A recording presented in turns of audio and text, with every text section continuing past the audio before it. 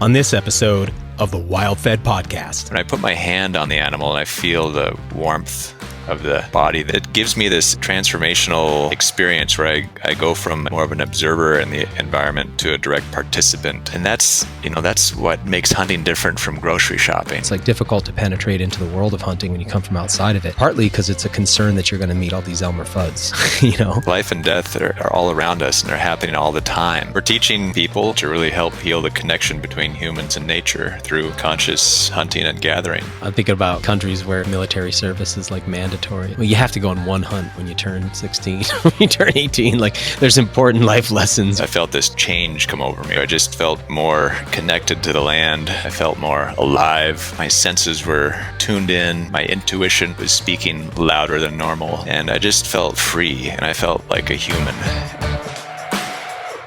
Episode number 42 of the WildFed podcast, Hunting is Human Nature, with Bruce McGlenn, is brought to you by Surthrival. When I founded Surthrival 12 years ago, my vision was to offer nutritional and medicinal supplements from the plant, animal, and fungal kingdoms to support humans living in the damaging and toxic conditions of our modern world. One of the first formulations I created was our pine pollen line because I'd been learning about the rapid decline in testosterone that accompanies aging in men, but also the way modern living conditions were overwhelming our bodies with synthetic estrogens. When I learned that pine pollen contains testosterone and other androgenic hormones, I wanted to create a supplement that could be used as an herbal alternative to synthetic hormone replacement therapy. If you or someone you know is looking for a natural testosterone supplement, check out Surthrival's pine pollen line. Right now until August 27th, all pine pollen products at Surthrival are 20% off with the coupon code PINE20. That's the word pine and the numbers 20. Again, it's PINE20. And if you want to learn more about the modern science on pine pollen or how to harvest your own, we carry a book there by the herbalist Stephen Herod Buhner called Pine Pollen, Ancient Medicine for a Modern World. Surthrival's pine pollen. It's testosterone supplementation direct from the natural world. Find it at surthrival.com. Hey, this episode's also brought to you by Earth Runners Sandals. Earth Runners have taken the ancient ancestral sandal design known as the Huarache and modernized it for a more functional, minimalist barefooting experience. Earth Runners Huaraches are held to your foot by an innovative strap and buckle design that leaves the top of your foot as naked as a flip-flop, but unlike flip-flops, your sandals stay firmly on your feet. No more gripping with your toes to hold on, slipping out of them when you're walking uphill, or that annoying, attention-getting sound that is their namesake. Instead, you get the most barefoot experience you can have while still protecting the soles of your feet.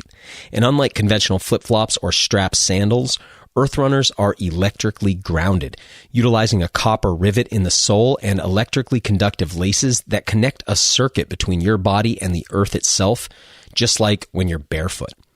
Earth Runners are based on the design that allowed our ancestors to hunt and gather over extensive tracts of land. Now Earth Runners are reconnecting people and landscapes both physically and electrically. Take a pair of Earth Runners out on your next wild food adventure. Use the coupon code WildFed and get 10% off your order. Earth Runners, designed by your ancestors, modernized for you. Find them at earthrunners.com. I've got a new video I want you to see. If you aren't already following WildFed on Instagram, get over there and check out our feed. I've been posting new, unique content there that isn't on my personal page.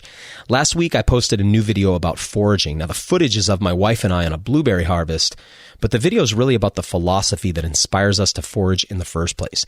You can find us on Instagram at wild.fed. Again, it's at wild.fed. Also, my friend Martissa recently hosted me on her new show, The Naked Podcast. Martissa's into human rewilding, and though it's not specifically the focus of her show, she was kind enough to host me to talk about my approach to modern-day hunting and gathering. Being a black woman, she shared some interesting racial barriers to entry in hunting that I hadn't really considered before. If you're interested in hearing a conversation about race and modern American hunting, check out episode 3 of the Naked Podcast. That's spelled Nekkid, and the episode's called So You Want to Hunt and Gather. Give that a listen. It's a really interesting and relevant discussion. I'm Daniel Vitalis, and you're listening to the WildFed Podcast, a show about reconnecting with nature through hunting, fishing, foraging, and food. WildFed. Food is all around you. I wanted to share a quick story about something that happened to me recently. Avani and I had headed down to the coast to do some striped bass fishing. For us, that means trailering our 20-foot boat just over an hour, so it's a big commitment to get down there to fish. The boat launch we use has parking for commercial fishermen and their trucks and boat trailers, parking for recreational anglers with their trucks and trailers, and then there's a handful of spots for beachgoers too, since there's a small patch of beach there. Well, when we arrived, the parking lot was packed, more than I'd ever seen it. There were a lot of cars illegally parked in the boat trailer spots, since the typical beachgoer there doesn't always understand that they're not at the regular beach, but actually at a commercial boat launch. Anyway, I found one open parking spot, but as I was pulling into it, some girls were trying to pull their car into the same spot from the other side.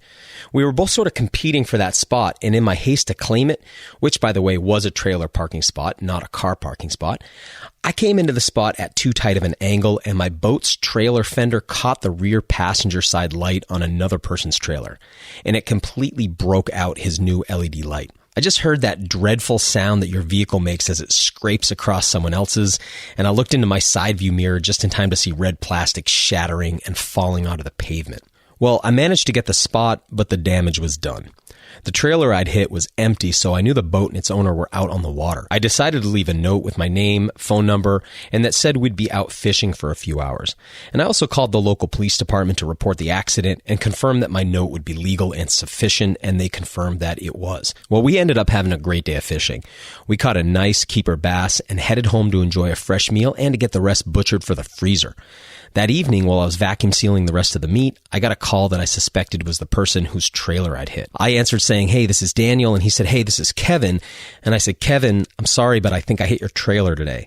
And he responded by saying, "Yeah, you fucked up my trailer." And as I was considering how I'd de-escalate that situation, he said, "Man, I'm just messing with you. Did you catch a fish today?"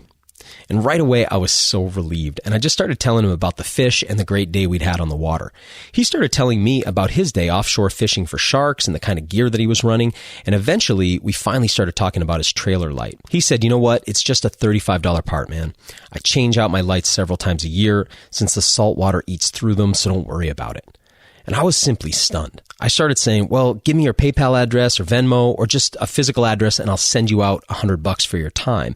And he replied, "Nope. I'm just glad you caught a fish today."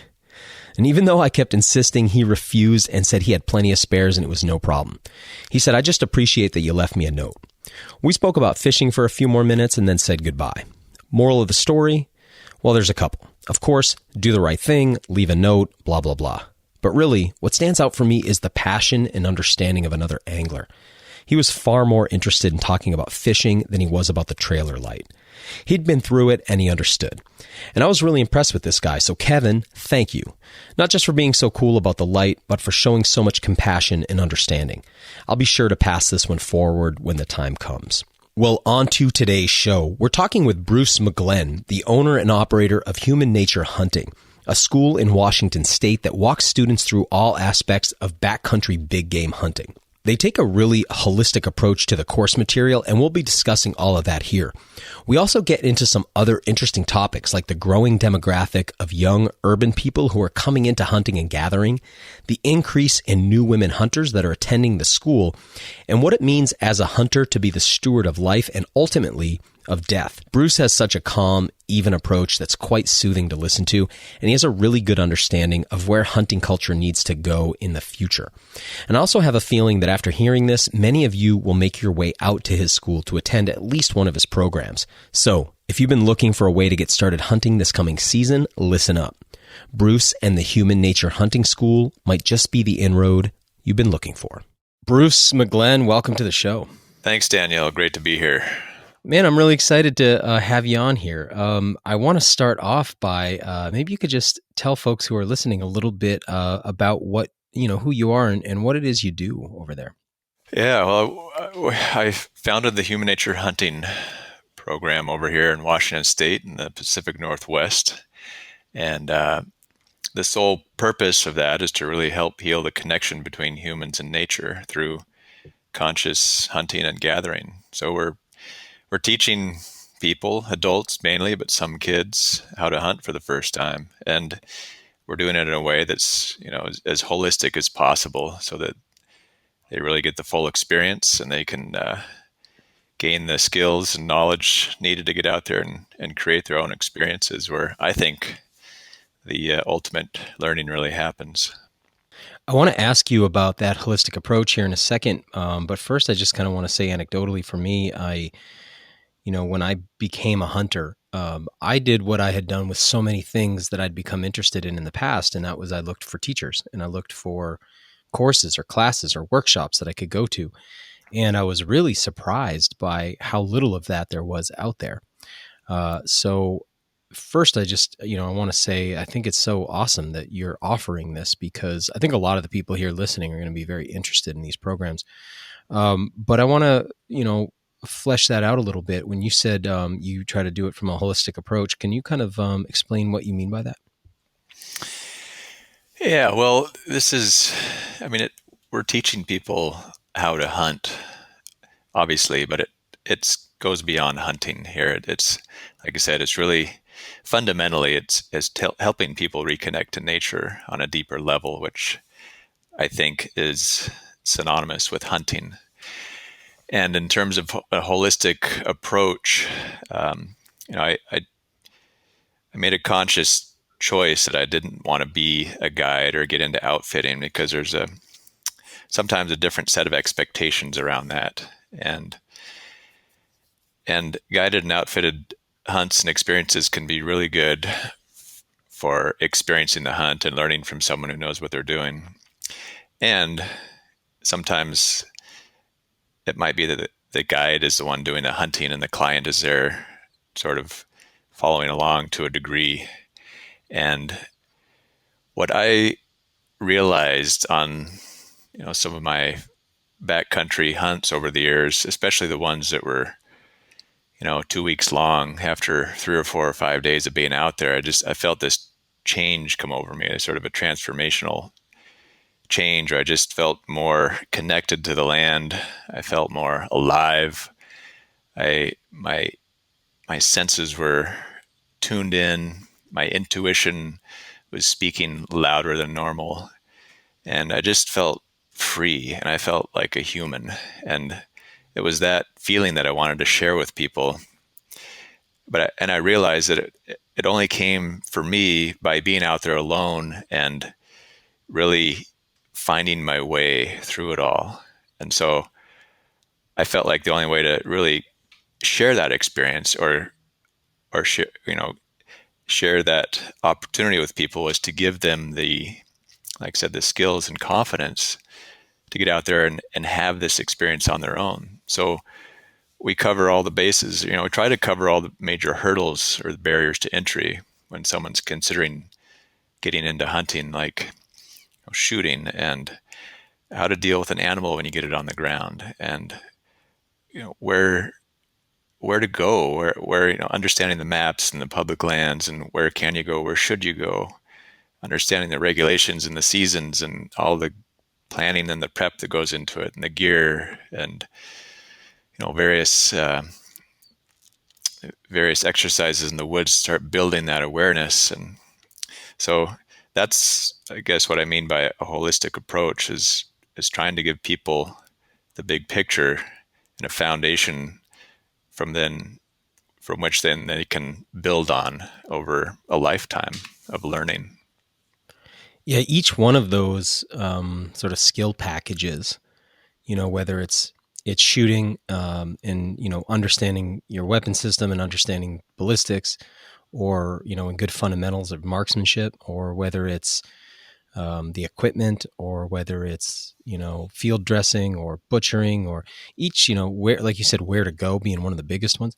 Each of those is its own undertaking. I learned all that the hard way, piece by piece by piece, putting that together. So it's nice to hear about people being able to get that entire thing from one place, and to be learning from somebody and getting some mentorship along the way too. Who are the folks demographically who I guess, how long have you been doing it, and then who comes to your classes, and have you noticed any shifts over the years? And then in particular, are you noticing anything different since the kind of world flipped upside down earlier this year? Well, we've been, it's our fifth year in officially offering these programs. I've taught folks to hunt over the years before that, but in my prior life, I was a civil structural engineer, and and this is more of a recent venture. But when I think when when we talked last time, when I really slowed down and took the time to ask myself what I wanted to do with my time, it kept coming back to this idea of nature and community, and feeling like we we could use some healing in that Mm-hmm. realm. So the people that show up, I think, primarily, well, it's actually quite varied. And we just a couple of weeks ago we had a course that was more women than men, which is great. Wow. We on average we have anywhere usually about 1 in 3 women attend the course, and a lot of them, I mean, men and women are beginner hunters. They have thought about hunting, they've heard about it, watched some shows, heard some podcasts, had some friends that hunted, but didn't necessarily have an opportunity to engage. And hunting can be a little bit of a tricky community to break into sometimes because, for one thing, I mean, someone spends years finding their secret spots. They're probably not jumping at the bit to take people out there and Mm-hmm. you know give away their spots that they've spent years in hunting season scouting and learning. And there's this idea of, I think, more hunters equals more pressure for a dwindling resource. So we don't really need more hunters.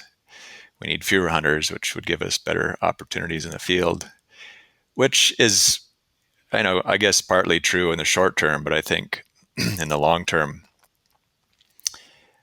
that's might be the opposite, because Yeah, I think that's a huge error in thinking. I mean, we're losing hunter numbers significantly across the country. yeah. So it's these people that are brand new to it and just don't know where to start, or maybe they have some friends that hunt and have invited them on a hunt, but they don't want to go out there just totally without a clue. So they want to get some background first. Some people have hunted in the past years ago and have been out of it for so long that they feel like they don't know what's going on, in this day and age. We just had a father and his 2 sons in a private course here with us last week, and this was a case where the dad had done quite a bit of hunting over the years, but it was mostly guided, and some of it was over in other countries, and he was getting a little tired of that approach, like the fully guided, everything's done for you, and realized that he really didn't have the set of skills to go out and do it on his own. But the catalyst for coming to the course was that one of his sons saw one of our flyers in the Seattle area, and talked him into coming along, having a little family outing, and so his 2 sons were brand new to it, but just had heard a little bit about it from their dad and other other areas, but they were really really interested in learning how to get out there and do it, and learning about opportunities close to where they live, and in other parts of the state, and other states, and they're just like sponges soaking all this stuff up. I'm curious, are people most interested in hunting that are coming to your classes? Are they most interested in hunting for food, or are there other significant reasons that people, at least initially, because I want to get to what you were saying before. I mean, I think for you and I both, I think we're cut from a similar cloth in this way that for us, what we teach in the world is probably more about that healing that divide between people and nature than it is about the actual hard skills. But that said, people, what I'm wondering what they're explicitly saying. I imagine, I picture you going around and having people sort of, where are you from and why are you here kind of things, at the beginning of a class, as people often do. What are you hearing the most from people? I think I hear both, the wanting to connect with their food and take responsibility for that part of their food supply, and deepening and broadening their connection to nature. Oh, that's cool. And They partly, know that from the outset that that's what they're wanting to do. yeah, and that's probably because we're pretty clear on our website what we're about. And so we're probably attracting people with similar values and mindsets in terms of the bigger picture. And, they are, I'm sure, they're going about this with the intention of getting some food and getting some good quality food for the freezer. And they're also having reasonable expectations and realizing that there's a lot more benefit that can come from the hunt than just the food aspect. I'm curious too about you just said you had a class that was predominantly women, which is also really interesting to me. And I'm curious kind of what your thoughts are on the very significant increase in female hunters and hunter participation. And also, do you think that recent class had anything to do with, events in the world in general, or do you think it's just a trend that's been, evolving and it's just you're reaching a place where that's occasionally going to happen in your classes? I think more the latter. I've been volunteering for, 20 years or maybe 15 or more for my mom's nonprofit called Washington Outdoor Women, which she started 20 plus years ago. And it's mostly women teaching women outdoor skills. But my dad and I were recruited in the beginning to help out with things. And we started teaching the big game hunting course. And these are 4-hour courses. It's a weekend summer camp for women, essentially. And they can pick from 15 different topics. And hunting was one of them. And when we started the hunting program, the hunting course, there wasn't a lot of interest, this say 15 years ago, and there were 5 or 6 people that signed up.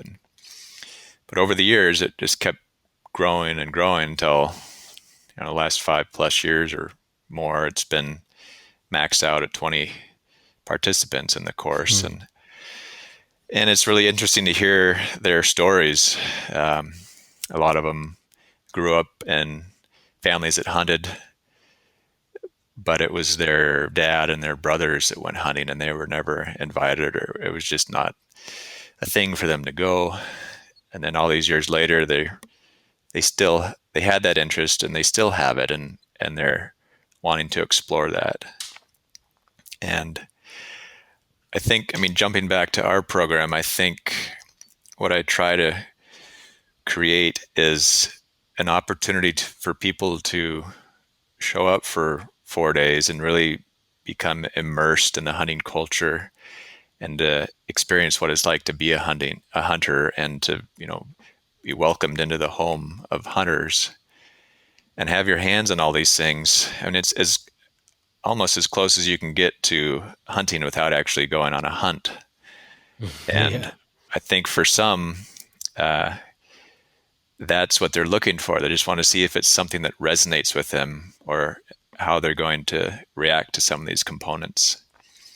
And even if they don't choose to go on and hunt this fall or next fall or ever, at least they have experienced what it's like to field dress and skin and butcher an animal and then break it down and eat it and do these other things that are associated with hunting to get a better picture of what it's all about. And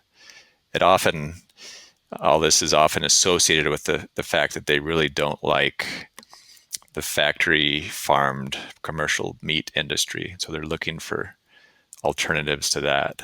I picture, I'm just making a guess here and stereotyping, and I'm doing it for a couple of reasons. One is because, you're in Washington and not far from Seattle.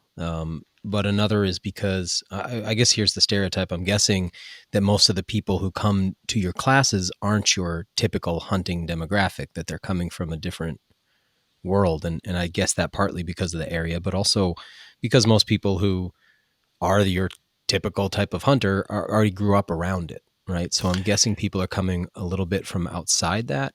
And if that's true, I'm curious if at the end of your courses or down the road, do people come to you and ever express sort of, hey, wow, this is not what I was expecting, or for some reason I had it in my mind that hunters were like this? Because there's so many stereotypes around hunters, and I had a lot of them, being somebody from sort of a different world than that. And when I came into it, you were just talking about what it feels like to be around hunters and in a hunting camp, and what a good feeling that is. And I just always thought it was going to be something different. The level of hospitality and the deep friendships that develop, and the sort of unspoken understandings that happen when you hunt with somebody, all of that.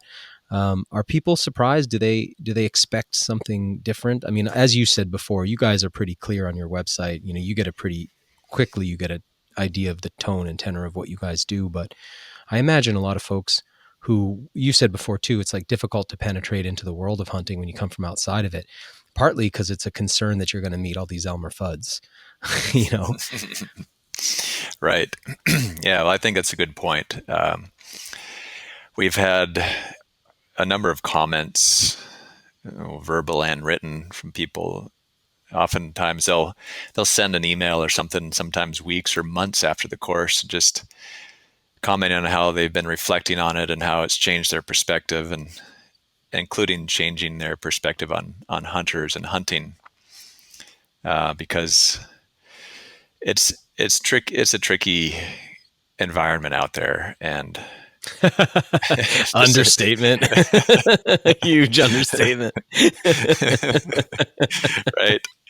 And I'd like to think, and I do think that most of the hunters are respectful and thoughtful and mindful about how they go about things. And like with any other sector of society, it doesn't, and especially with hunting, it doesn't take very many bad experiences or bad apples to kind of ruin the whole bunch.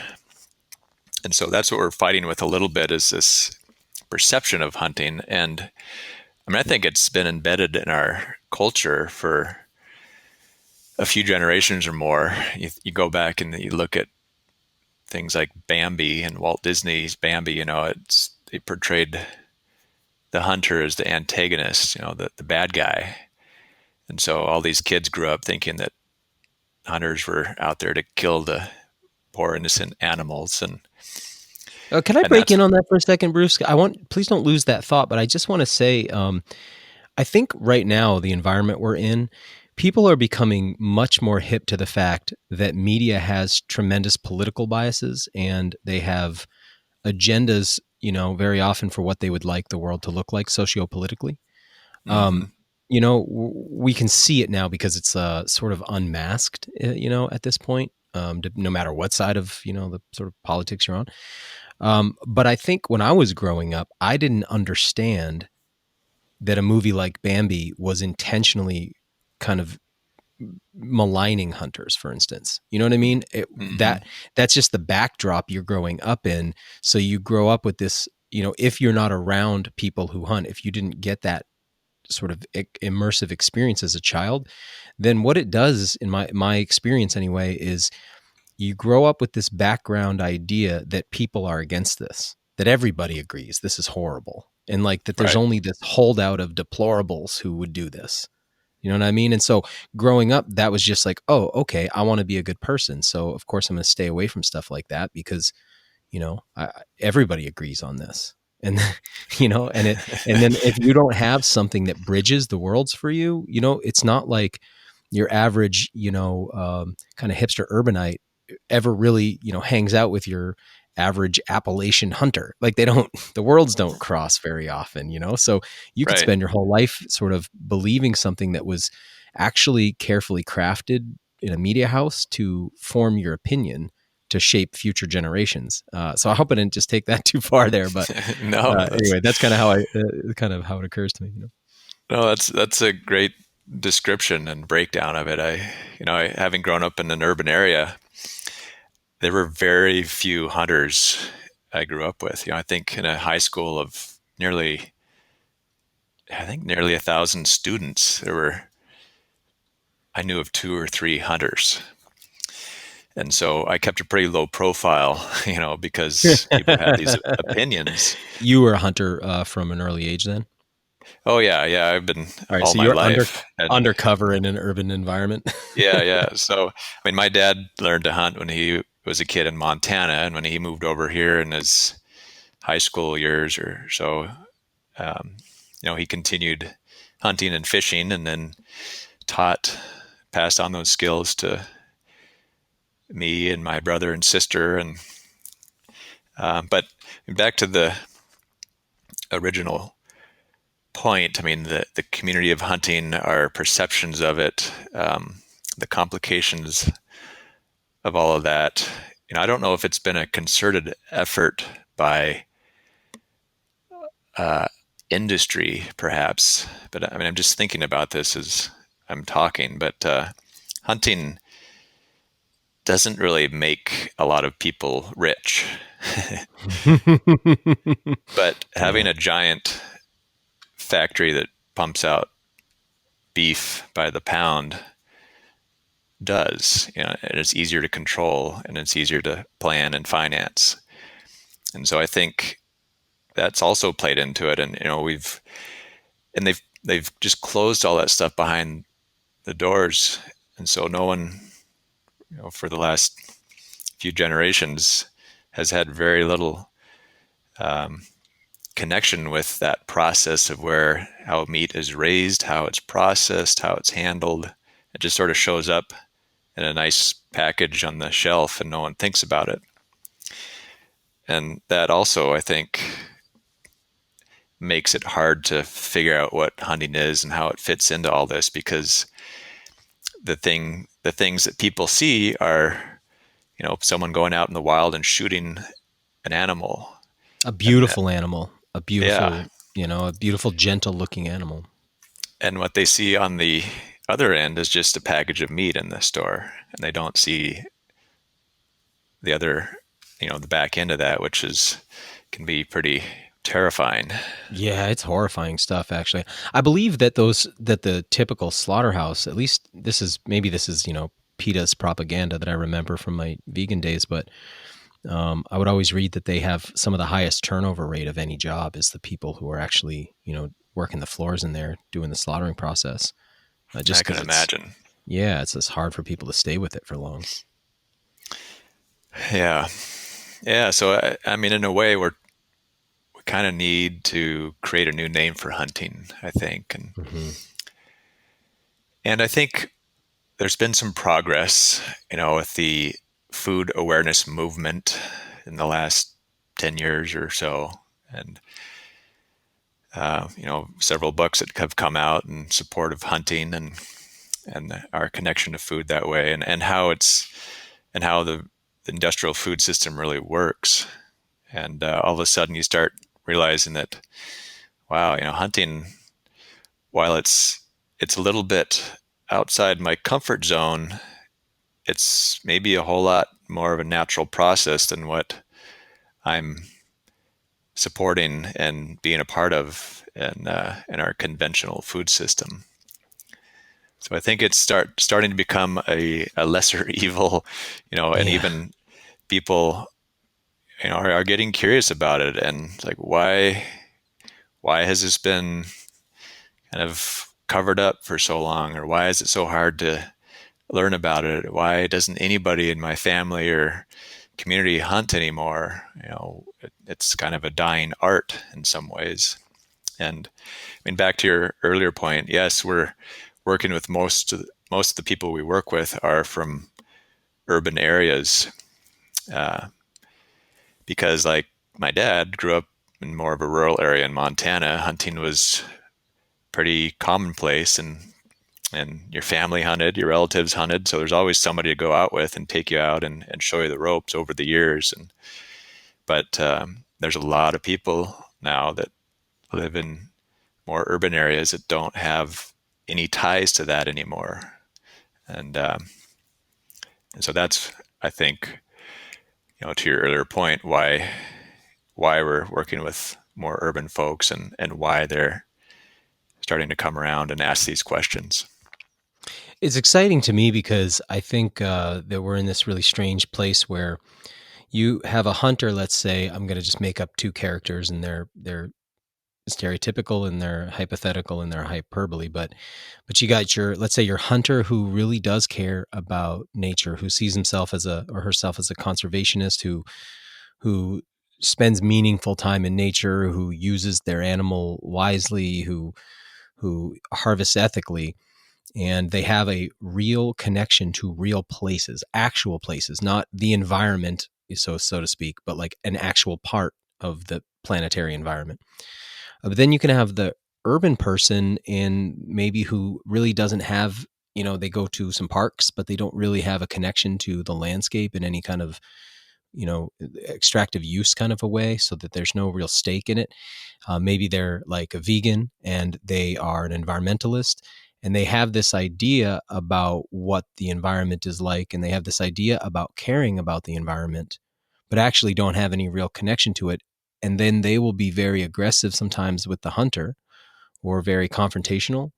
And it's funny because from where I'm sitting today, I can see that the hunter has the actual connection very often to the landscape, and that maybe the urban kind of environmentalist does not. But the urban environmentalist perceives themselves as having much more of a connection to it than the hunter.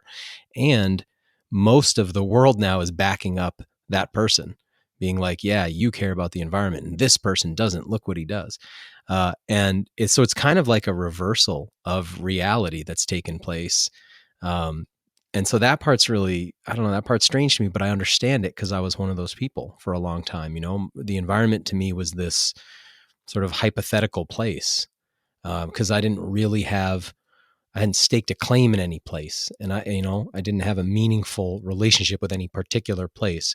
Now, I was speaking to some folks recently on one of these podcasts, and she was saying to me that she was like, all these tourists come through and they look at the mountaintops, and they go to the state and national forests here in the parks, and they're so wowed by these vistas. But like, for me, a really special place is like this kind of little beaver bog we know, because we get so much of our food from that, like an actual place that you would desire to protect and steward and see into the future. And I think a lot of times people are saying that they care about the environment, but there is no place that they would actually protect because they don't. Am I making sense? I think this is like this strange moment in history where the earth is like a hypothetical place that many people never actually visit. Right. That's why we focus on the connection to nature. I mean, fundamentally, down deep, I think that's what's important here. And once people realize that, wow, I'm part of this ecosystem, I'm part of the environment, we're all kind of connected in some way. And once I start looking at the environment as an extension of myself, it's a little easier to become a good steward of that land. And when we look deep into what's going on in nature, there's a sort of a natural law of order that was established long before we entered the scene, and that is of balance and interaction and communities, and all the predator-prey relationships, and it's happening all over the place, all around us, all the time, at all different scales. And we were a part of that for a long time. I mean, archaeologists think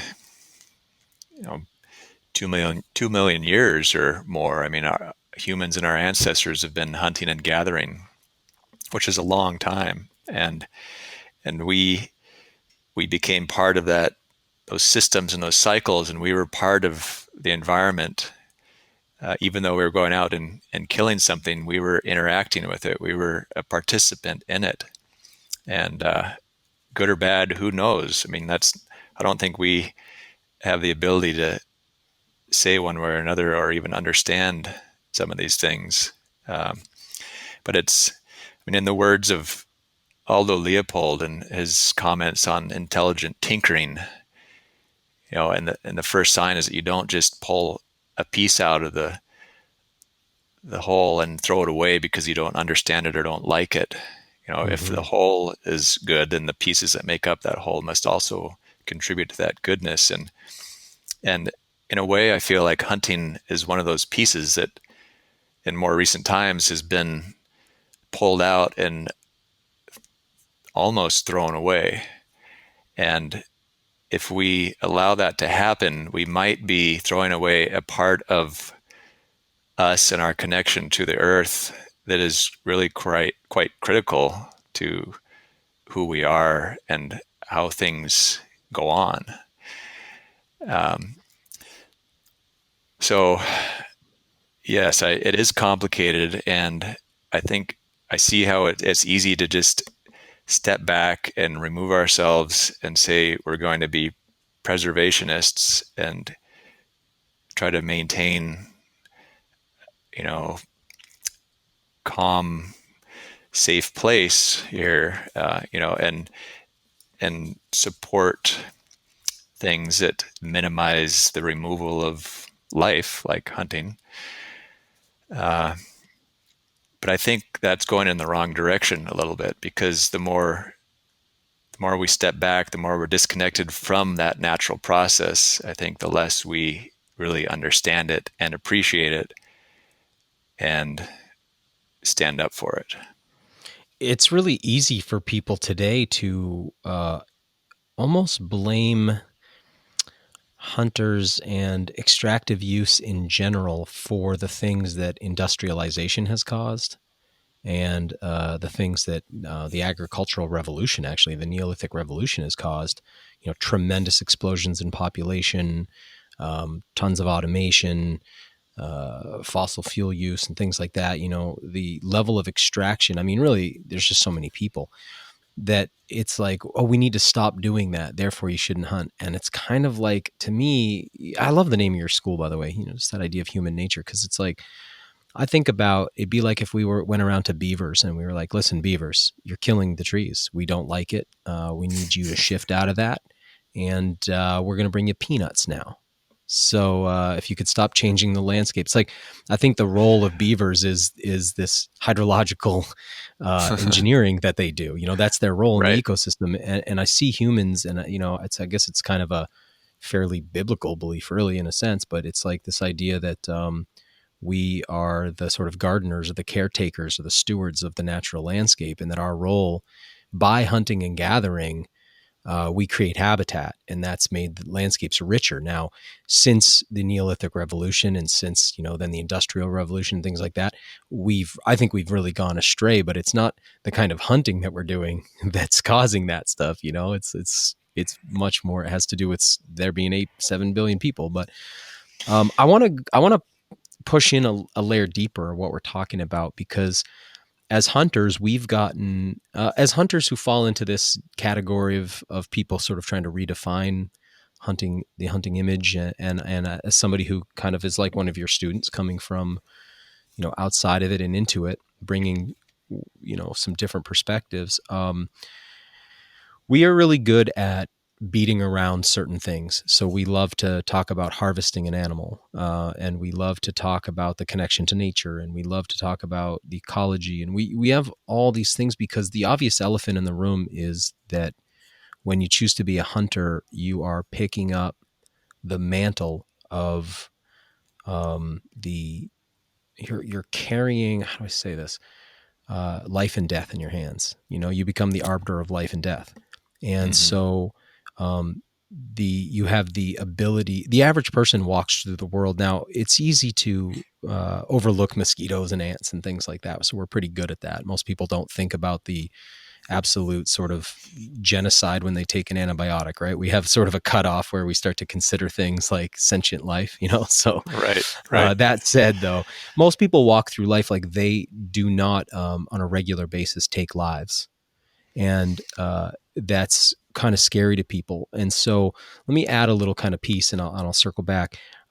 Sometimes, like for instance, when conversations about firearms come up, and people are really, I'm talking to somebody who's really against firearms, and I'll kind of try to bring attention to the fact that very often it's not actually firearms, it's that they don't want regular people being the arbiters of life and death. And so they don't want you to have access or carry anything that gives you a lethal option. So, because it's really obvious, because you just say to somebody, okay, how about, can I carry a katana around with me? Would you be comfortable with that? Mm-hmm. It's like, well, no, I don't want you to do that either, because it's not really about the tool. It's about what the tool can do.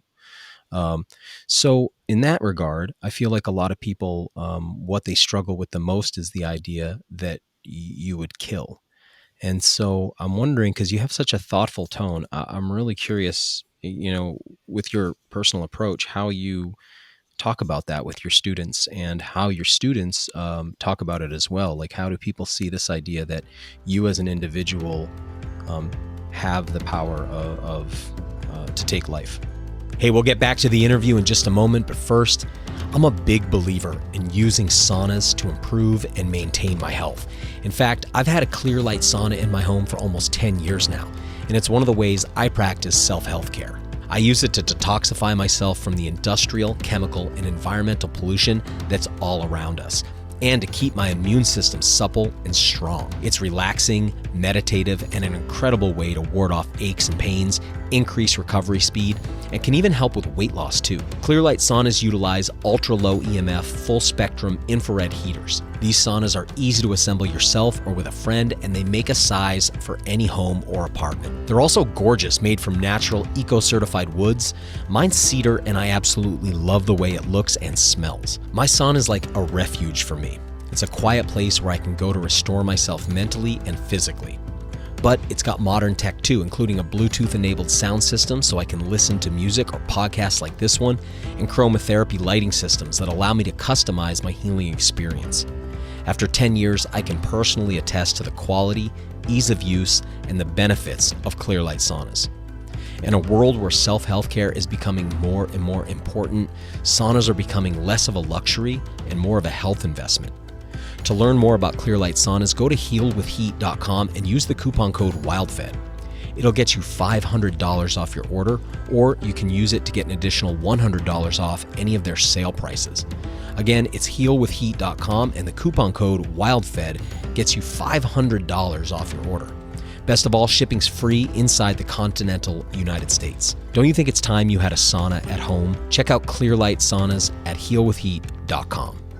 Now, back to the show. Yeah. What's the old saying? The pen is mightier than the sword. Yeah. Or the rifle. Yeah.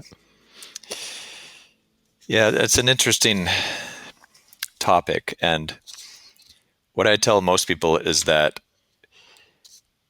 it's really difficult to take hunting and killing out of context. In other words, there's nothing I enjoy about killing an animal. And when I think about it, as we're sitting here, talking, I don't want anything to do with it. I don't want to. There's nothing calling me out right now to go kill something, and there never really is. But it's when I get into the hunt, and especially really take the time to get into the hunt, then it becomes a much more natural process. It feels like I'm just being human, and using my body in a way that has evolved over hundreds of thousands of years to be a hunter and gatherer and move around the landscape and interact with things. And I guess as a side note, another way to look at it is it's really hard to be alive on this planet and not either, even if you're choosing not to eat any animal product, it's hard to be alive and not displace or kill life inadvertently. And so it's partly, I mean, and it comes down to scale, of course. I mean, like you said, some people draw a line on sentient beings, but who are we to make that call? Mm-hmm. And whether the organic produce is being farmed in a way that kills some bugs and animals, or even just clearing the land and displaced, a family of mice or a badger population or something like that, or what some people are finding, that when they're going down the road to the local organic farm to get their organic produce, they realize after a while that that farm is actually shooting deer that are coming on to eat the produce. Yeah. Because they have no other way of limiting the, if they don't protect the crops, then the wildlife eats it all. So it's hard to totally extract ourselves from these processes completely. But yes, back to this idea of death. I think society has done a very poor job at educating us about death. At least in my generation and my experience, it's always something that is a bad thing. You want to avoid it. You don't talk about it very much. And I think I think we've done ourselves a disservice in some way, because life and death are all around us, and they're happening all the time. And I think it's an opportunity to really pay attention to what's going on and appreciate what's going on and our role in it and our opportunities here. And, maybe even it gives us an appreciation of our own life and our time here. And so it's a tricky and complex topic. A couple of years ago, I wrote about a experience of slaughtering a farmed animal, which I really don't have a lot of interest in doing. But for one of the earlier courses, just to step back a little bit, on a lot of these courses, I work with a local farm who has done this a lot in the past, and they will dispatch an animal and bring it right over. But in the early years, I was doing that myself.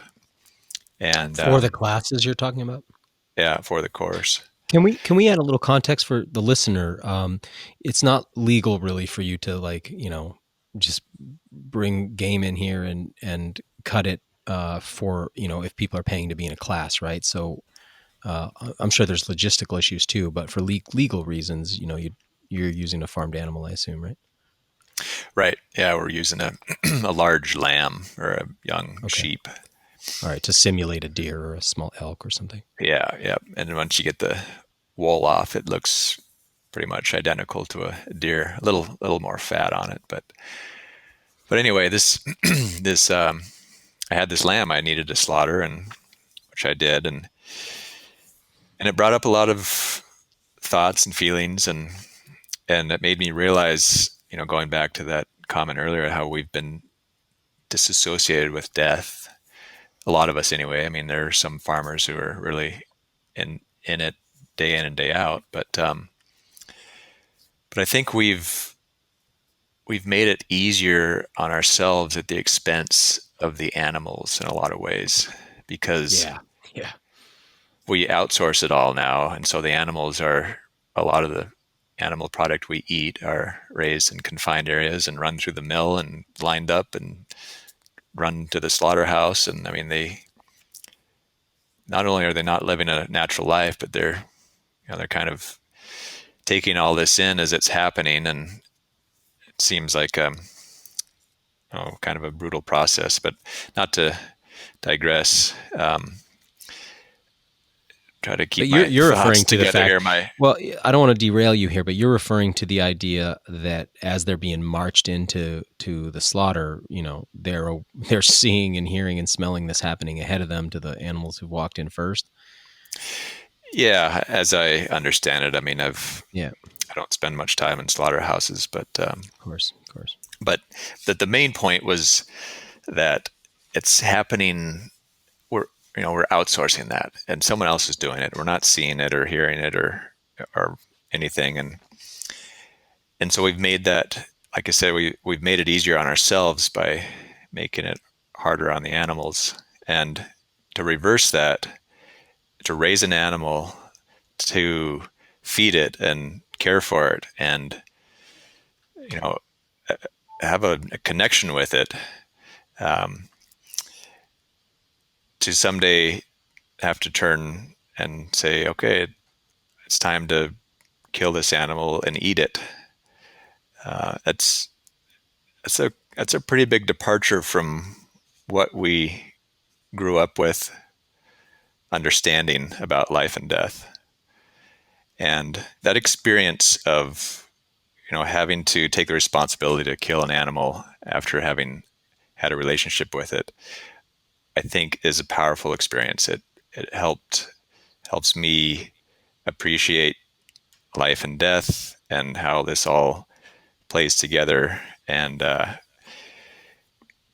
you know, and then stepping to the side a little bit, we go to the idea of hunting, and hunting and slaughtering are quite different, even though there's a lot of overlap. I would much rather hunt an animal in the wild that has had a free life, um, than spend my time raising and killing animals in the slaughterhouse. But it's just getting back to this idea of death and how it's even tricky and challenging to break it down, in a very coherent way right here. I feel I can really relate to what you were just talking about. I was recently asked by some friends if I would help to slaughter a goat, and this was more of like a pet goat. So this is an animal that had been with this woman for 7 years, and their assumption was, well, you do this all the time, so this will be, like you're the guy to ask, I guess is what they were thinking. And as you know, it's really, really a different thing, because when I'm hunting, a wild animal, most, not all, but most of the animals that I hunt are acutely aware all day that they're being hunted, not just by humans, but by lots of different animals. And so they are aware of, when I say game, I don't mean it literally, but they understand the game a little bit. They are evading predation constantly, and most of them will succumb to it at some point. And so we are participating in this ancient dance. But with the goat, I felt this tremendous betrayal, because, she's had this relationship with it. Then I meet the goat. I don't meet the deer before I take the shot, And so Right. here I am, I'm petting him on the forehead. I'm leading him to this area. There's a tarp out. It looks like it's out of Goodfellas. Like, what am I doing here? Right. This is an Right. assassination, And it just felt like really, really different to me, because I felt was betraying an animal, and I felt more weight there to it than I do in nature. In nature, I feel like that participant that you were talking about. So in that sense, I think it would surprise people, to, because again, like you said, those animals that are being led to slaughter, it's like every day has been nurturing up until then, nurture, nurture, nurture. And then all of a sudden there's like this, 180 shift.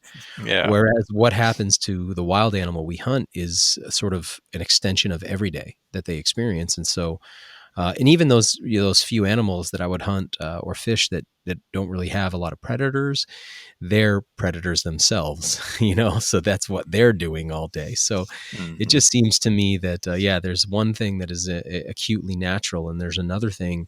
And I guess this would be almost like a moot point if it wasn't that most people are eating animals that have died through that process we just described. So it sometimes feels strange when, these are hard things to communicate. And, I think you and I are almost feels like we're stumbling around in the dark trying to put words around some of these really complex emotional things. But the average person who might criticize hunting is participating in something that looks a lot worse than hunting to me.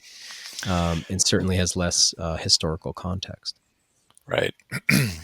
Yeah, no, it's a good point. And I think about the times when I do connect with an animal and shoot one. It's very emotional and exhilarating and exciting, and all a host of different emotions kind of run through me. And when I recover an animal that I've shot, I mean, get up to it and it's on the ground and dead, and I like to spend a little moment with it to just thank the environment, the ecosystem for everything that's transpired. And when I put my hand on the animal and I feel the warmth of the body there, as I'm saying this, I'm feeling goosebumps. But it gives me this transformational experience where I go from a more of an observer in the environment to a direct participant by having done what I just did. And to me, that's the important aspect, is that I'm not just standing back watching everything and commenting on things. I'm in there participating in the process the way it has been done for a long time, and really soaking up that experience and the emotions and being aware of that, and that's what makes hunting different from grocery shopping. And that Yeah. and that you can't ignore this stuff. And I mean, I can go on to other topics, like, just having gone through a hunt like that, then I am much more aware of the resource that I now have, and I want to take care of it and treat it well and make sure I get it back and cooled down in the freezer. And then every time I pull out a piece of venison or elk, I cherish that and I eat every ounce. And so you're not throwing any in the compost, right? Right. I don't want to waste any. And last I checked, I think the average human demanded something like 270 pounds of meat per year. And of that, I think 70 pounds was wasted. Oh, this was wow. Couple years ago. And some of that wastage was in the raising and the transport. But I think also a good portion was in just stuff that wasn't sold and went bad, or it was sold and left in the back of the refrigerator and went bad and was thrown out. And 70 pounds is it's the equivalent of a couple of butchered lambs, every year, every person. And of course, this includes chicken and fish as well. But the amount of food waste that happens is also concerning a little bit. And I think hunting and gathering your own food, you quickly get a deeper appreciation for the energy and effort that went into it and the environment that supplied it. And at least for me, I don't take that lightly. And so I, like I said, cherish every bit, and I really appreciate every bite of that. And I think we've lost some of that with more modern ways of our food systems.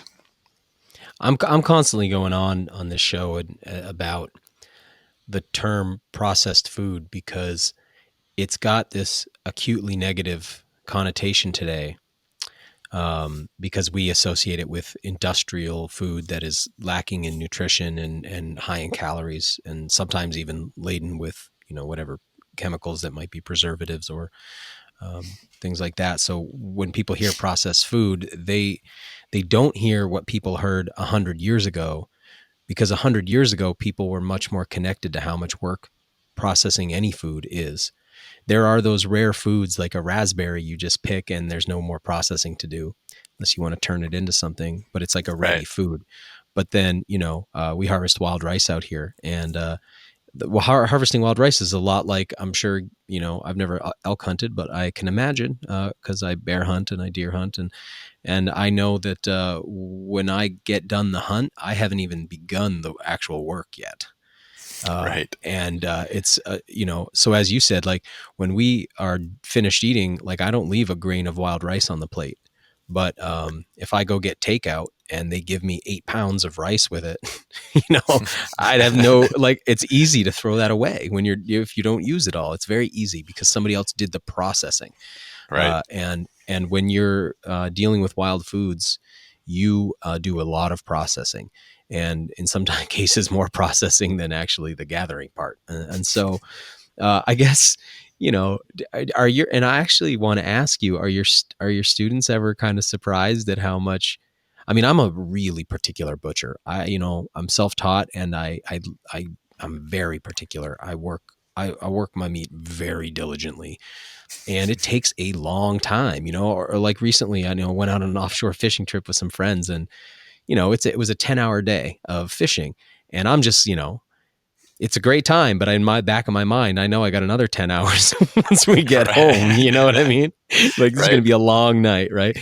Yep. Are people surprised by that? And, or do you think that they come kind of wanting that? Well, first of all, I appreciate your approach. I'm the same way. And, your mention of a fishing trip reminds me of my dad's salmon filleting technique, which is very different from what they do at these lodges where they just whack it out, 10 seconds aside. He'll take 5 to 10 minutes sometimes to just carefully, extract that center bone and get every ounce of meat off of there. And I'm the same way, self-taught butcher. And at the courses, I walk people through this, and it's a smaller animal, and we have more hands working on it.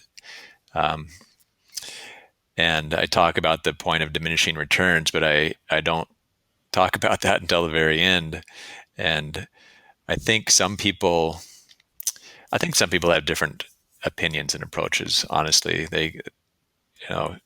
but by and large, I think just being here and then having gone through the process and having it right in front of them, they want to take good care of it. And so they're asking, should I do a little bit more here? Should I leave this or trim a little bit of this off? And so I think they're really appreciating the process and what goes into it, because they want to learn it the right way and respect, pay their respects to the animal and what they have in front of them. The idea of diminishing returns, though, is that, and I think everything's like this, there's like a toggle between extremes and everything. And I sometimes also can get a little bit frustrated with this idea, maybe not frustrated, but a little annoyed by when people who don't hunt tell me, like, well, they'll say the Native Americans used every part of the animal. And you're like, yeah, yes. Okay. I understand that conceptually, but not every part of every animal. Use for every part of the animal doesn't mean that every part of every animal is used. And also, I'm very comfortable and actually very happy to return parts of the animal to the landscape because of all of the animals that then come and share in that bounty. So I never feel guilty about that. But it's funny you brought this up. I caught a really nice striped bass the other day, and I've got Josh Nyland's book. It's called The Whole Fish. And he kind of starts the book off by saying, he's a chef out of Australia, and he starts the book off saying, why do we treat fish so differently than we treat mammals when it comes to, and so he's into this idea of fish butchery, which is just this like really, it's so obvious, but this really different approach as opposed to this just fillet and throw it. And it's like amazing when you start to take the collars, and you're taking the cheeks, and you're, I was serving, the rib meat the other day of this fish, which was just amazing. And the amount of waste that happens. But then at other times, it's like, I feel like people sometimes come to it trying to use too much stuff, so it's like, and I'll be like, I know you're never going to get to that hide. Like, I can tell you're not going to get to it. Like, wait till you see how much work this is. So I think there is some kind of balance to be had there. There's the folks who just, it's always shocking to me when people are like, "Oh, I just want the back straps and the hams," and you're like, "Yeah, but there's like 25 more pounds of meat right here. Like, Right. come on." But at the Right. same time, like I see people trying to use, every tendon, and it's like, okay, man, it's okay to put some of that, out back in your landscape. So, how do you kind of see that balance? Yeah, I agree. And then I'm actually sitting here looking out a window, 250 yards away. There's remains of a gut pile from the lamb that we butchered last week. And we've seen all kinds of scavengers, ravens and eagles and coyotes and quite a few bears come in and eat on that. Wow. There's not a lot there because we actually leave less here than we do in the field typically, because our chef uses the carcass to make a bone stock and broth. But on that same point, I do not like to bring an animal home, clean it, and then discard parts of it or even the guts into the garbage and then send that to the landfill. There's something that Right. feels off there. Yeah. I would much rather return those animal parts that I'm not using to the land to be recycled. And sort of on another point there that you made me think about is this idea of only taking what we need, which can be hard sometimes because, you go out and you're on a duck hunt or something and you're shooting ducks and it's fun and you're all shoot limits, and then you get home and you realize you've got way too many ducks to clean than you have time for before, the work week starts. And so you might just cut corners and cut the breasts out and toss the rest. But in doing so, we lose a lot of the leg and thigh meat. And there's other parts of meat on the carcass, and you can turn the carcass into a soup stock and all sorts of things. So I think there's a balance in knowing when enough is enough and not overindulging in our, the excitement and the fun of the hunt or the fishing outing, and starting small and say, I'm going to start here. I'm going to make the most of this because I can handle it. But if I get more, I'm going to be hard pressed to deal with it all. And it reminds me of actually an elk hunt I was on with my dad, and we tracked elk through the snow all day up and over ridges and back into the back country. And finally, at the end of the day, I got a shot, and I shot one, and we drug it down the hill a couple hundred yards into a small clearing. And this was about a half hour before the end of shooting. And we started working on it, pulling it apart. And a small part of this elk herd stepped out at the far end of this clearing, maybe 100 yards away in the waning light. There's probably like 5 or 10 minutes of shooting left, so it's getting dark and they're getting more adventurous when the low light conditions like that. And my dad, who still had a tag to fill, he picked up his rifle and he put the crosshairs on one of the elk and he said, "Bang." and he set his rifle down and I was kind of watching this, wondering what he's doing. And he just made the comment, like, we've got more work here to do than we got plenty of work and we got plenty of food here. We don't need to right now in this situation. And I think that's a respectful approach, because he, it sure would have been nice for him to shoot one, but maybe we wouldn't have been able to get all the meat out in time. And doesn't sound like you would have been able to. Or maybe you just didn't want to work that hard. I don't know. Either way, but right. But that's a lesson you learn from experience, right? And this thing we were talking about processing, because I'm sure you do too. I know a lot of hunters that don't process their own meat, and I don't mean that in a way. It's not a judgment as much as it's an awareness that the processing part teaches you that, because it feels so bad to do what you just said, where you're like, especially if it probably doesn't feel bad if you're the type of person who's only ever breasted out birds. But if you're somebody who intends to use the whole animal or as much as you can, and then you have to cut that corner, you feel bad. And so you got this emotional thing, and then you've got this, or you end up doing all the work and you're up till 4 a.m. and, you trying to stuff everything into the freezer and it doesn't fit. And you got to go buy more freezer bags and they're $40 a roll.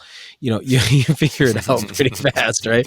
So yeah, I think that, that's one of those things we were talking about. It's sort of like what we said about how easy it is to discard and waste food when you haven't been part of the processing. So it sure teaches you lessons. And I guess sometimes it's really humbling because you go like, oh, wait, not knowing that, like having to learn that lesson is so abnormal because everybody who ever lived until like 100 years ago knew that. You know what I mean?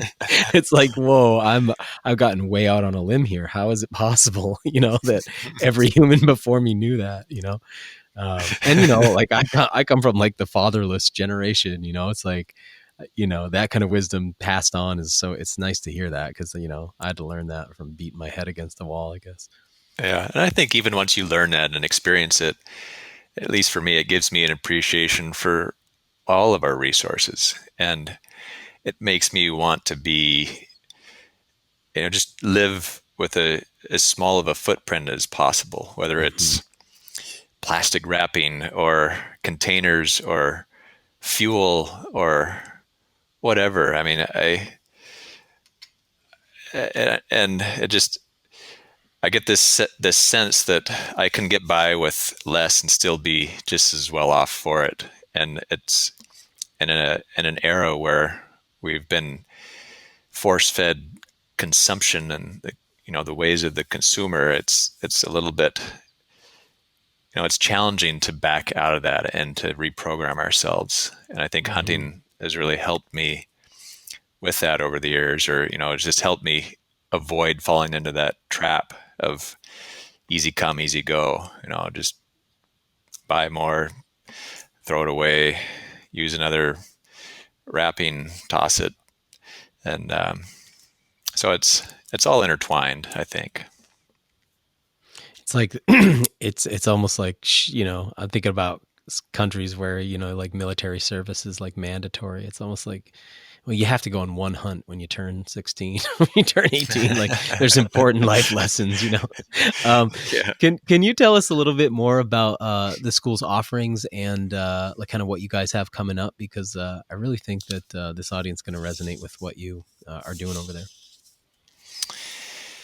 Yeah, well, I mean, we do some shell fishing courses. They're, just in a single day workshop, take people out and show them how to rake steamers and shuck oysters and cook all that up right on the beach, which is a great entry point for people who aren't ready to pull the trigger on a hunt per se, but it's still, you're part of the whole process of finding, understanding the landscape, foraging, processing, and eating, cooking and eating.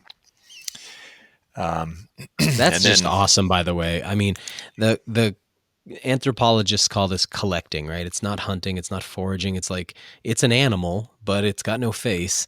And the work is, man, there's something about doing that work that is, it resonates in my body. Like, this is like so ancestral, being with people, collecting shellfish. And then that quality of food is so unparalleled. I mean, fresh shellfish is so amazing. And so anyway, I just think it's a really cool offering. I think a lot of people would benefit from jumping into that, because that's one of those skills. If you live near a coastal environment, once you know how to do that, man, you got food forever. Good food. Yeah. Yeah. And just having that experience of, day of going out. Yeah.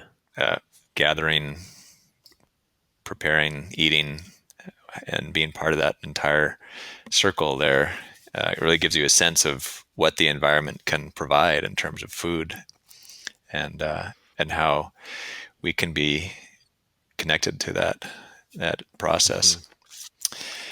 Otherwise, I mean, we do also a turkey hunt in the spring, but by and large, most of our courses have to do with big game hunting, the Awaken the Hunter course.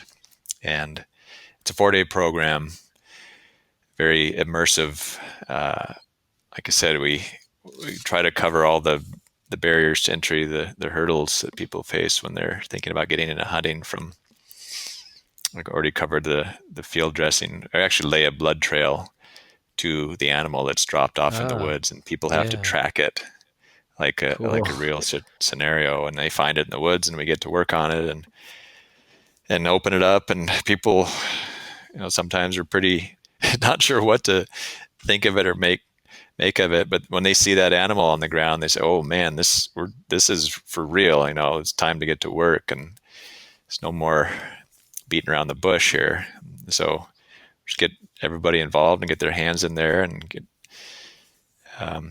It's really more of an anatomy lesson than anything to help people understand how it all is put together and comes apart. But we work through it, and then we skin it, and they're amazed at how it started out looking like just a dead animal on the ground, which they didn't know what to make of, and transformed into something that looks more like food in a fairly short order. And then we continue with butchering. We break it down all with a knife, just like we would any deer or elk.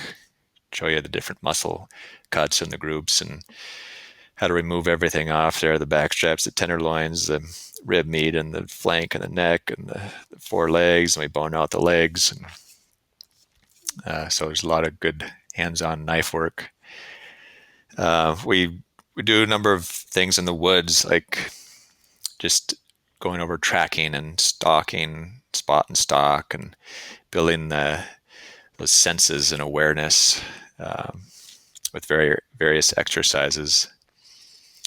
And we go over a lot of logistical stuff like wildlife ID and regulations and seasons. And we usually try to have a Department of Fish and Wildlife representative join us for an evening to answer questions about the department and the resources available to hunters, and how that all works, and the idea of conservation, and where funding comes from for a lot of the conservation work, which is a lot of mostly from hunting and hunting gear purchases.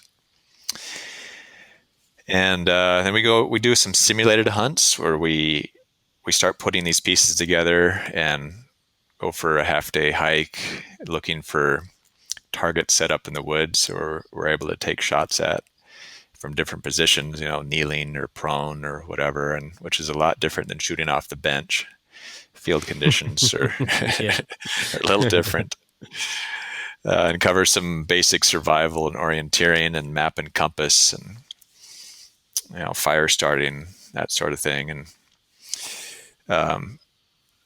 I mentioned earlier, we get into shooting. We start people off simply on BB guns and 22s if they've never shot, and work our way up to high power rifles, and just spend time and walk through the process and how to get a good fit with the rifle, and the sight acquisition and sight picture and trigger squeeze and breathing, and the flinch, and how to be aware of the flinch, which is the biggest challenge to any shooter and shooting consistently. And we do the same thing with archery. And we've got all that gear here. So some people bring their rifles if they have them, or bows, which is great because then they can work with them. But if not, we've got equipment here for people to use, and that also gives them an idea of what they might want to invest in down the road. We go on to talk about ballistics and choosing a rifle and the caliber and whatnot. We talk about muzzle loaders. We even have some cooking lessons with our chef, Taos, and some really wonderful meals to sit down and reflect at the end of the day. I mean, breakfast, lunch too, but dinner especially. I mean, just time to process what we went through during the day, and philosophize on life and what it means to be a hunter and a human in this day and age. And the last day, we actually typically have an opportunity to do a ground squirrel hunt, which really kind of brings it home for a lot of people. It's the first time they've considered shooting at a live mammal for the purposes of killing it and eating it. And a lot of people realize it's not as easy as you'd think. I mean, your opportunities for a shot sometimes are very quick and limited, and you've really got to get a good rest, and so it's not an elk or a deer, obviously, but you still have to go through a lot of the same motions as you would to get ready for a hunt and get into that mindset. And I think I mentioned we go over, maps and scouting, and we spread out all kinds of maps and talk about what to look for, how to plan a hunt, and what resources are available to you as you go about that, and how to narrow that down and find some spots, and then how to narrow that down. And I think that can be a big barrier to entry for a lot of folks. I mean, unless they have private land or friends to take them out, it's pretty daunting to know where to start on that level. That's one of the things I've seen the most is people, they get a hunter safety course, they buy a hunting license, they get a rifle, they get all the camo, they get a lot of gear together, but then they don't really know where to go. And that, you just need somebody to sort of walk you through the process sometimes. Yeah. The gear's maybe the easiest part because there's so many people out there selling it. And you got more options than you can understand, but it's probably the least important part too. Right. I'm using 30-year-old pack frames and things that I've had, and they're, if you have,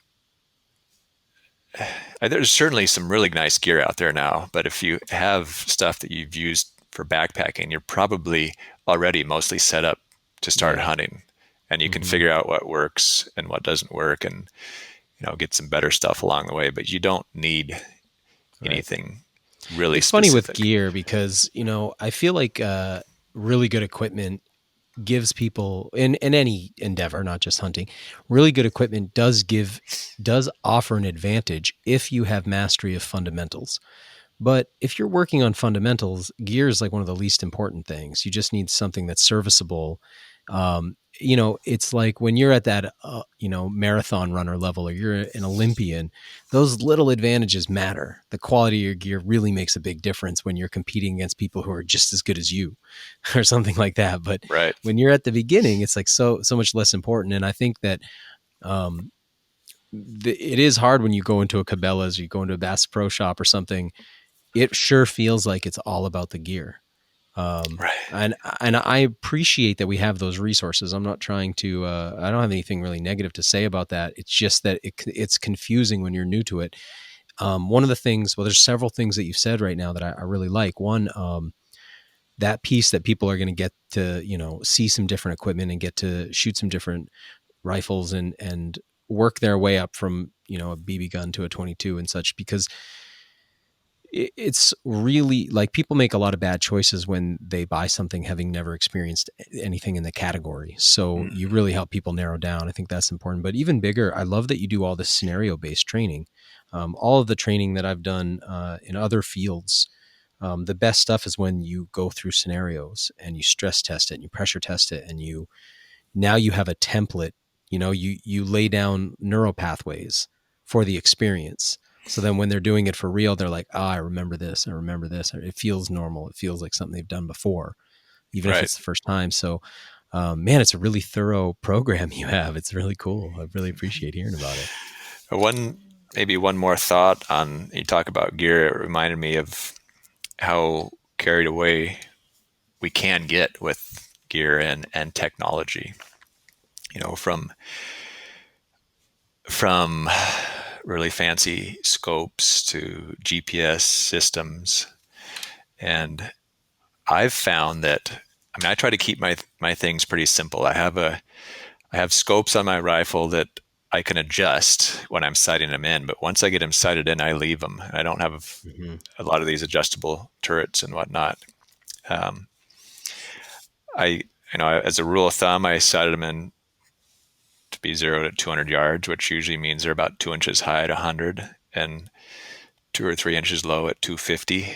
And a couple inches off one way or another in a kill zone of a deer isn't going to be make a big difference. So that means anything from 0 to 250, I can just hold right on and shoot and not have to think Mm-hmm. about, well, Right. what's the range and what do I need to adjust my scope a little bit here and that. And then if you have an adjustable scope and you forget to adjust it back to 0 and you take a quick shot, just a lot that can Done go that. wrong. Done that. And Yeah. similar with, GPS systems, I always print out a topo map of the area I'm hunting and carry a compass. And I more so like to carry my phone or GPS as a backup when I need it. And for a couple of reasons. I mean, one, you never know when something mechanical like that's going to malfunction, or if it's sub freezing temperatures and the battery just doesn't hold up, or if you're out there for 2 weeks and don't have a good way to charge it in the cloudy weather. But also I noticed I experimented last year on a hunt, and I used my GPS every day, quite often, rather than printing a map. I said, I'm going to try this different approach. And I was hunting from the end of the road, so every night I could come back and charge my phone and not worry about that running out. But I noticed something very different in my sense of awareness after a couple of days of doing that. I found myself very dependent on that phone and that GPS. And I Mm-hmm. was pulling it out more often and more often. I was like, where am I? Where am I headed? Where do I want to go?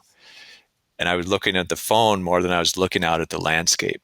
Yeah, that's it. And when I have just a map and compass, I spend a lot more time looking at the landscape and reading it and feeling my way through it.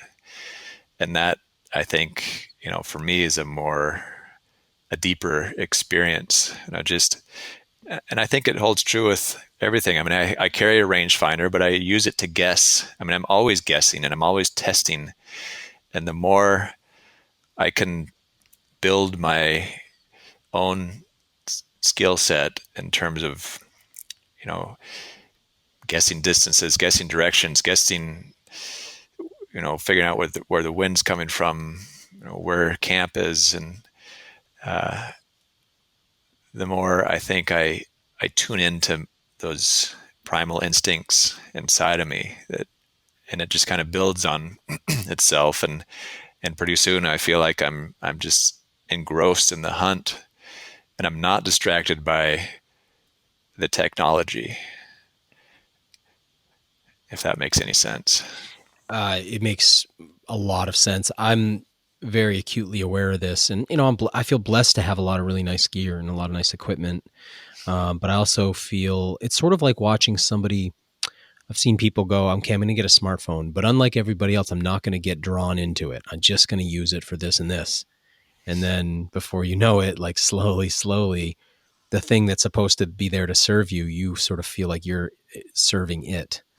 Right. And equipment can be like that too. And so sometimes it's like the whole point was to go out there and to reconnect with the landscape. And now you find yourself spending so much time on gear management that, it becomes sometimes more about the equipment than it does, especially if you fall into too deep into what the equipment manufacturers are selling you. It can really quickly become about the gear and not about what you actually went there to do. And I'm always teasing turkey hunters. I mean, I love to turkey hunt, but some of my friends bring so much stuff with them that I'm Right. like, I don't think this is about fly fishing's like that too. A lot of times, where it's like, I think this is more about the fly tying, fly casting, fly rod, fly line. Like it's more about the gear management sometimes than it is about the fishing, or, it's more about what's in your vest than it is about the turkey hunting. And a lot of times I'll see people almost like missing opportunities because they're so fixated on the equipment, and have experienced that enough with myself too, to really appreciate what you're saying. Cause like, that's not why we got into it in the first place. Right. So, Right. there's plenty of that going Same. on when you're at home. Yeah. See, it reminds me of salmon fishing and having grown up fishing with my dad, who's, we grew up in a 16-foot plywood boat with a 35 horse Johnson outboard on the back, and we somehow fit the whole family of 5 and our black lab in Right. there. And we've never had downriggers, but we just kind of mooch for salmon. There's this piece of lead and a couple of hooks and cut plug herring, and it's kind of a direct drive 1-to-1, and it's not as effective as some other methods, but and again, you got to ask yourself, what are all the reasons I'm out there doing this? And certainly one is to try to get some food, but that's not the only reason. And there's so much more to gain from these experiences of fishing, hunting, gathering, I think, that go beyond what you bring home.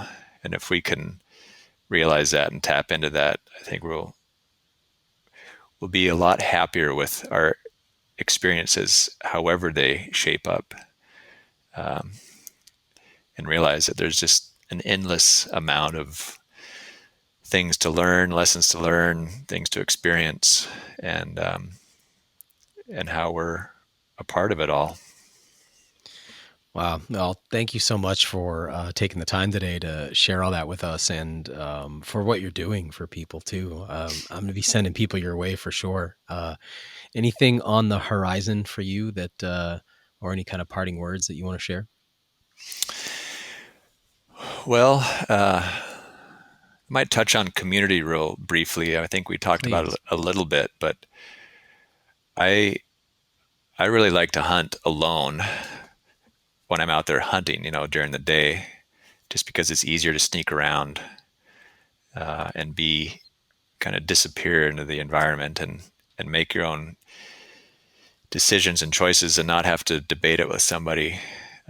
I do hunt with dad and brother at times as well, but I never go into the field alone. I mean, I'm always going in, packing in with a close group of friends that I trust and can count on. And then we set up camp, and then we'll hunt from there. And the camaraderie in that, I think, is real special. And it's something I didn't really plan on with these courses, but very quickly it became very obvious that it was a part of it. And bringing together 6 people from different parts of the country and from different walks of life, but all here that they want to learn the same thing and want to learn it in a similar way, and watching that unfold, and they're helping each other on the butchering and helping each other sighting in rifles, and pretty soon these 6 strangers are very close friends, and we're sitting down to meals together and sharing parts of our life, and that, I think, is another great aspect of hunting, and just the camaraderie, the friendship, the meals, the working together, that I would never give up. And I have talked to people, one guy that took the course here years ago, and he was really used to solo backpacking trips. And so he decided to just go on a solo hunt, and which he did. And he said it was a really weird experience for him. He said he never felt lonely on these solo backpacking trips, but the solo hunt, he did feel oddly lonely and disconnected from people. And then so he came on a hunt with us. We often have alumni hunts and group hunts where we'll get together with the alums and go out, pick out a spot, set up base camp, and invite them to come out and hunt with us. And having done that, he said it was just night and day. I mean, being part of a group, a camp, a community out there to at least come back to in the evenings and interact with. It said it made all the difference. That's the human way, right? I mean, this whole thing of this rugged individualism that we have in the United States as a cultural icon, like it's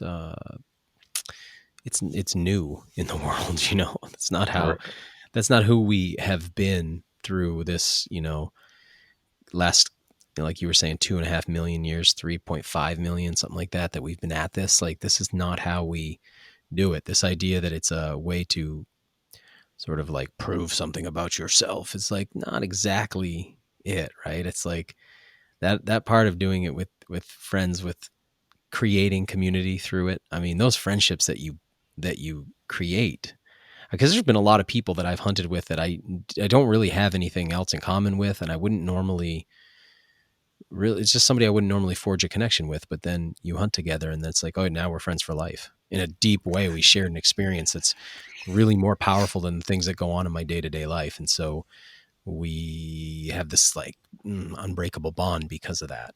That's something that I think is really important. And it's missing from a lot of people's lives today, particularly as we get more and more remote from one another. And now where we actually are actively distancing ourselves from one another. And it's just like so important that we have that. So yeah, I appreciate that you brought that part up. Yeah, definitely. And I'm here to help if anybody. I mean, the fall season is approaching pretty quickly here, and there's a lot of work to do to plan and prepare for the hunting season. And if it's something in the future of, and future plans this year, next year, let me know if I can help. That's awesome, man. Well, tell people where they find your stuff, and do you guys do the social media thing too, or just go through your website? Oh, most of it's on the website. Or that's the probably the best portal, humannaturehunting.com. We are on social media, and we just expanded a little bit this summer because I had an marketing intern who found us from University of Wisconsin, studying the marketing program out there, and actually grew up in Germany, and his dad was involved in hunter education, and that it's a whole different process in Germany. It's a much longer. Are you talking about Poldy? Yeah. Oh, you know Poldy. I do, man. That's awesome. Yeah, he actually wrote me recently and told me he was out there with you. Yeah, so it was. I've been on his show before. He helped us ramp up our social media a little bit. I think we added a LinkedIn profile, but we've had a Instagram and Facebook account, so you can find us there and see some of the images of some of the past courses and the interactions to get a feel for what we're doing. Great. Well, we'll put links to all that. Bruce, thanks so much for your time today. You bet, Daniel. It was great talking with you, and look forward to chatting again. Thanks for listening to the WildFed podcast. You can help us grow this show by subscribing and leaving us a rating and review. It ensures better rankings and more advertiser interest, which translates directly into better shows, more awesome guests, and a constant stream of fresh, new content. Have a question you'd like answered on the show, or a hunting, fishing, or foraging trip you'd like to host us on? Email us at info@wild-fed.com. And be sure to visit our website, wild-fed.com, to check out the WildFed video show and store. WildFed. Food is all around you.